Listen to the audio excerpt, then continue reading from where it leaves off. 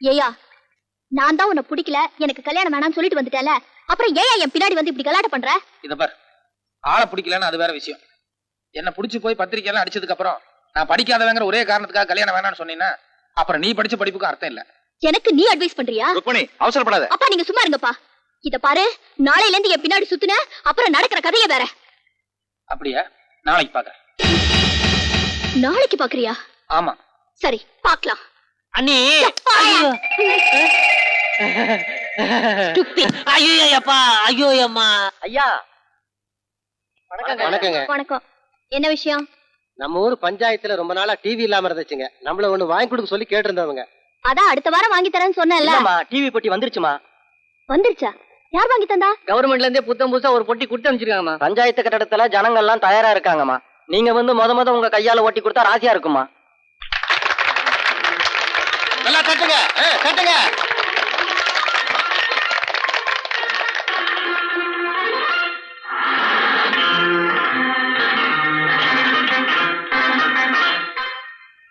வணக்கம். செய்திகள் வாசிப்பது செம்புலி. உங்க பாளையத்து பொண்ணு ருக்மணி என்ன தப்பு பண்ணிருக்காங்கன்னு உங்களுக்கே நல்லா தெரியும். இந்நேரம் எங்க ஐயா அந்த பொண்ணு வீட்டு முன்னால டென்ட் அடிச்சு அதை நான் வார்த்தையா சொன்னா அவ்வளவு நல்லா இருக்காது. நீங்க காட்சியாவே பாருங்க.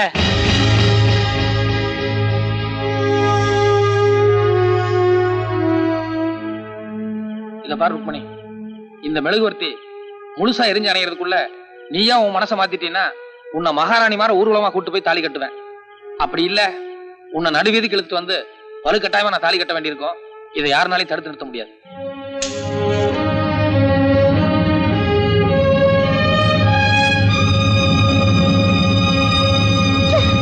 எனக்கு என்னமோ அந்த ஆளு உன்னை விடுற மாதிரி தெரியல.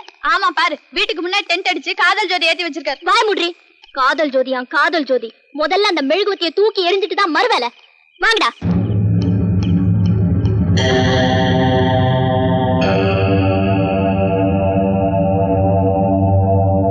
மெழுகுவர்த்தி நெருங்காதீர், சுற்றிலும் கண்ணி வெடி உள்ளது.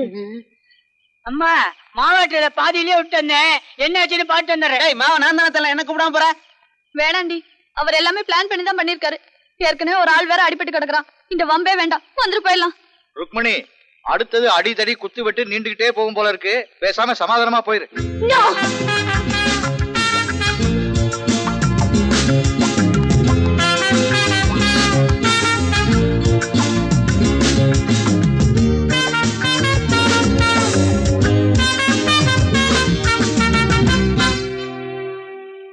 ஐயா நல்லா நடிச்சனுங்களா? பிரமாதமா நடிச்சேன். நீங்க நல்லா இருக்கணும். சும்மா திரும்ப திரும்ப யோசிக்காதீங்கண்ணே. ஊர் பூரா பத்திரிக்கை வச்சாச்சு. அந்த பொண்ணு கோச்சிட்டு போயிட்டாங்கிறதுக்காக நாம கல்யாணத்தை நிறுத்தினா நமக்கு தானே கேவலம். அது மட்டும் இல்ல, ஊர்ல இருக்கிறவன் என்ன பேசிக்கலாம் தெரியுமா? ஏயா உன் மச்சானுக்கு இப்படி ஒரு மானவமான பிரச்சனை வந்திருக்குதே, நீ பாட்டுக்கு வயசு பொண்ணை வீட்டுல வச்சு சும்மா உட்கார்ந்து இருக்கிறிய, நீ எல்லாம் ஒரு மனுஷனாகிறான், வெளியே தலை காட்ட முடியல. சும்மா அதையும் இதையும் பேசி என் வீட்டுக்காரர் குழப்பாதீங்க. என் பையன் தான் சமாதானம் பண்ணி கூட்டு வரேன்ட்டு போயிருக்கானല്ലോ, வரட்டும். அமைதி அமைதி, ஒருத்தர் தள்ளாம வாங்க, நிதானமா பாருங்க. எதுக்காக இவ்வளவு பிரிக்கியோ நிக்குது? அன்னைக்கு டிவில காமெடி பண்ண மாதிரி இன்னைக்கு ஏதோ பண்ண போறாரு போல இருக்கு. ரொம்ப இன்ட்ரெஸ்டிங்கான மாப்பிளடி. தினம் புதுசு புதுசா ஏதாவது வித்தியா காமிச்சிட்டு இருக்காரு. அக்காமார்களே அம்மாமார்களே நல்லா பாருங்க. அன்னைக்கு எங்க ஐயா காதல் ஜோதி ஏத்தி வச்சாரு. இன்னைக்கு கல்யாண பரிசு அலங்காரமா நிக்க வச்சிருக்காரு. புடவை நகையெல்லாம் சேர்த்து மொத்த மதிப்பு 3 லட்சம் ரூபாய். இவ்வளவு யாருக்காக? தான் கல்யாணம் பண்ணிக்க போற பொண்ணுக்காக. அப்படி இருக்கும் போது அந்த பொண்ணு எங்க ஐயாவை இதே தெய்வமா நினைக்க வேண்டாம்?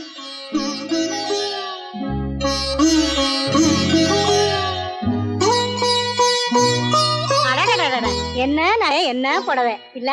அதானே என் தம்பி, உங்க அழகுக்கும் அந்தஸ்துக்கும் வேற பொண்ணே கிடைக்கலையா? போய் இந்த ஒட்டகத்துக்கு பின்னால சுத்துறீங்க. சொன்னாப்புல அப்படி என்ன அழகு சொட்டதுன்னு வேண்டாம். எல்லாம் படிச்ச திமிரு. ஏய், ஊர்ல ஒருத்தரும் உன் பக்கம் இல்ல, எல்லாம் அந்த ஆள் பக்கம் தான். இதுக்கு மேல அவமானப்பட வேண்டாம், பேசாம சரண்டர் ஆயிடு.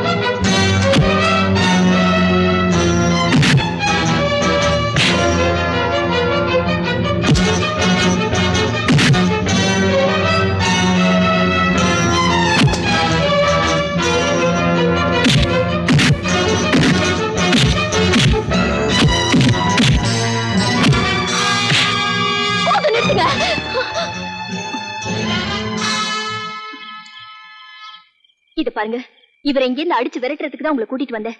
இப்ப நீங்க அடிச்சதே போதுமானது. இதுலயே இவர் போயிடுவாருன்னு நினைக்கிறேன். தயவு செஞ்சு இதுக்கு மேல ஒண்ணும் செஞ்சிடாதீங்க. அவருக்கு ஏதாவது ஆயிட போகுது. இந்தாங்க உங்களுக்கு பேசின பணம்.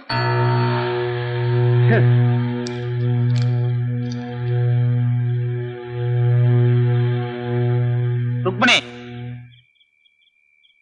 உன் மனசுல கடுகளவுக்காத என் மேல இறக்க இருக்கா இல்லையான்னு சொல்லி தெரிஞ்சுக்காதான் இவ்வளவு நேரம் நான் வாங்கிட்டு இருந்தேன். இனிமே நான் கொடுக்கறேன், இவங்க வாங்கட்டும்.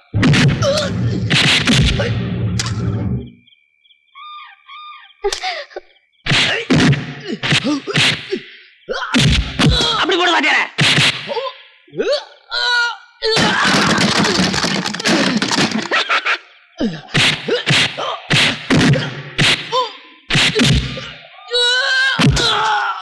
புடி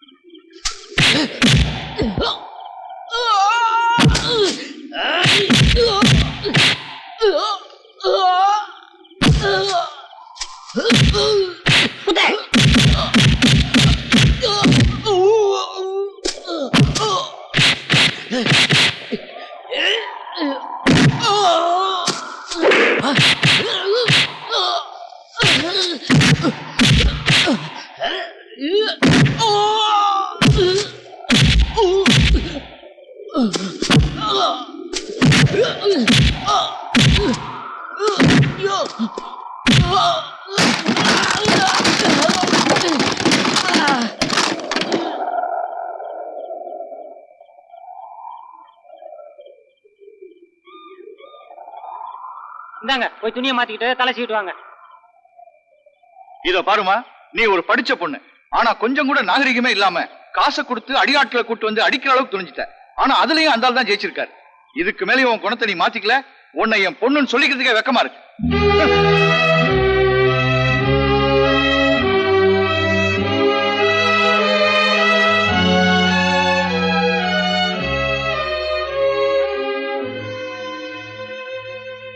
ஐயா, உன்னை பிடிக்கலன்னு சொன்னதுக்கு அப்புறமும் இவ்வளவு கட்டாயப்படுத்தி என்ன கல்யாணம் பண்ணிக்கணும்னு நினைக்கிறியே? கல்யாணத்துக்கு அப்புறம் நான் என் மேல எண்ணெயை ஊத்திக்கிட்டு நெருப்பு வச்சுக்கிட்டா என்ன ஏன் செய்வ? ஒண்ணும் பண்ண மாட்டேன், உன்னை கட்டி பிடிச்சுக்குவேன்.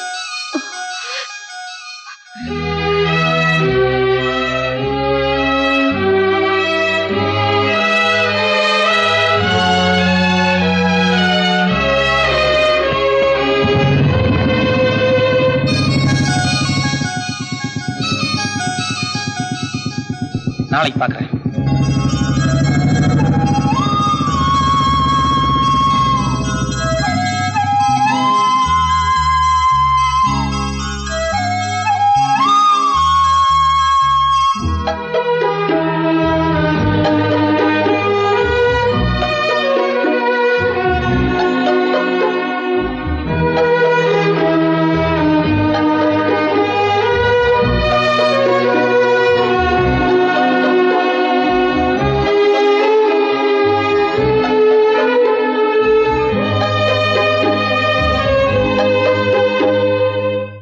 பேசாம உங்க பையனை உங்க தங்கச்சி பொண்ணுக்கே கல்யாணம் பண்ணி வைங்க. உங்க கௌரவத்தை காப்பாத்துற மாதிரி இருக்கும். அந்த பொண்ணு முகத்துல கரிய பூசின மாதிரி இருக்கும். சரி, கல்யாணத்தை அதே தேதியில வச்சுக்கோ. பொண்ணு என் தங்கச்சி பொண்ணுதான். போய் ஆக வேண்டிய வேலையை பாருங்க. எங்க குடும்பத்துக்கு விளக்கேற்றி வச்ச குலதெய்வமே நீங்கதான் மச்சான். வரைய மச்சான்.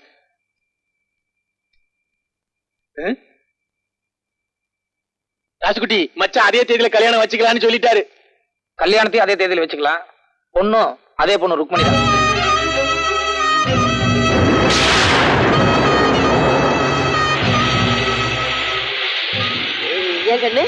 அந்த பொண்ணு கல்யாணத்துக்கு சரின்னு சொல்லிட்டாளா? சொல்லல, ஆனா சொல்லிடுவான்னு நம்பிக்கை இருக்கு. ஏண்டா என்ன கேவலப்படுத்திட்டு போயிட்டா? அவகிட்ட என் மான மரியாதை எல்லாம் அடகு வைக்க சொல்றியா? நான் படிக்காதவன், அந்த கோபம் அவளுக்கு இருக்குமல்ல. அதுல முன்ன பின்ன யோசிக்காம பத்திரிக்கை கிழிச்சு வீசிட்டு போயிட்டா. அதையே நீ கேவலம் பெருசுபடுத்திக்கிறேன். என்ன பொறுத்த வரைக்கும் இது மான பிரச்சனை. எனக்கு இது வாழ்க்கை பிரச்சனை. இது பாருங்க. அப்போ என் மான மரியாதையை விட அவன் உனக்கு பெருசா போயிட்டாளா? சொல்லுடா, என்ன விட பெருசா போயிட்டாளா? என்ன நீ சும்மா மான மரியாதை தானே பேசிட்டு இருக்கிற? நான் நீ சேர்ந்திருந்தா தானே உனக்கு மான பிரச்சனை. நான் வேணா தனியா போயிடுறேன். அதுக்கப்புறம் அந்த பொண்ணை கல்யாணம் பண்ணிக்கிறேன். யாராவது கேட்டாங்கன்னா அவன் இஷ்டத்துக்கு அவன் கல்யாணம் பண்ணிட்டான்னு சொல்லு. அப்போ உன் மானம் போகாது. ஏண்டா தனியா போற அளவுக்கு உனக்கு துணிச்சல் வந்துருச்சா? ஆமா, கல்யாணம்ங்கிறது ஒரு தடவை தான். அது அந்த பொண்ணு கூட தான். அதனால தனியா போறேன். என் சொத்தை பிரிச்சு கொடுத்துரு. தப்பு கண்ணு, உங்க அப்பா கிட்ட நீ இப்படி ஒரு வார்த்தை கேட்டுட்டு கூடாதுப்பா. என்னன்னா எங்க அப்பனுக்கு இவ்வளவு பிடிவாதம் இருக்கும்போது அவருக்கு பிறந்த எனக்கு அதே பிடிவாதம் இருக்கும்ல. ராஜகுட்டி, யார்கிட்ட என்ன பேசுறதுன்னு புரியாம பேசிக்கிட்டு இருக்க.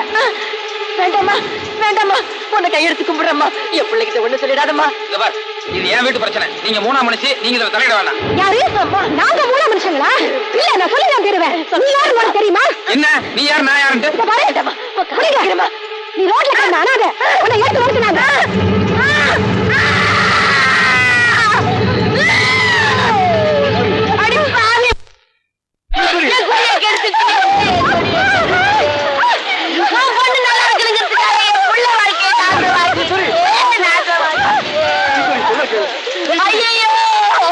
ஐயோ, என் பிள்ளை இது எப்படி தாங்க போறா? ராசுக்குட்டி, யார் சொன்னாலும் நம்பாத நம்பாத நம்பாத. நீ என் பிள்ளைதாப்பா, நீ என் பிள்ளைதாப்பா, நீ என் பிள்ளைதாப்பா, நீ என் பிள்ளைதாப்பா. அப்பா, நீ என் பிள்ளைதாப்பா.